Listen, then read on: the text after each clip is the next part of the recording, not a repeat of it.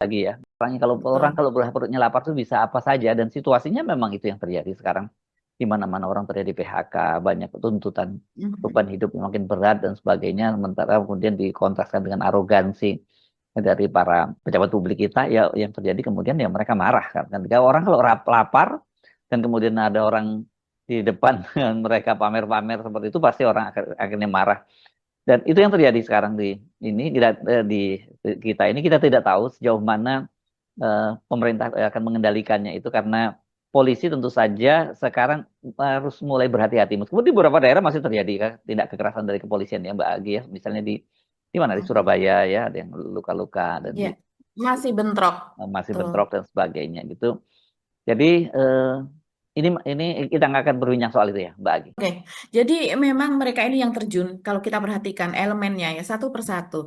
Mahasiswa ini pada tahun yang lalu, yang ketika dipangkas besar-besaran sebelum sebelum masa pemerintahan Pak Prabowo ya, ketika masih Jokowi saja mereka kan sudah berteriak Mas Hersu, karena subsidi untuk mereka, biaya untuk mereka, UKT naik apa dan sebagainya. Biaya untuk mereka diperkecil sementara UKT ketika itu naik dan katanya hanya akan ditunda 1 tahun dan sebagainya, bisa kemungkinan sekarang eh, UKT itu sudah naik diam-diam dan sebagainya, atau penerimaan baru dengan biaya yang baru, yang artinya kalau mereka sudah masuk, adik-adik mereka pun mengalami, banyak keluarga yang anaknya itu banyak yang masih SD, SMP, SMA dan kakaknya itu sudah kuliah, bahkan ada satu keluarga yang menguliahkan bisa 2 orang atau 3 orang. Nah, jadi ini yang sangat-sangat memberatkan.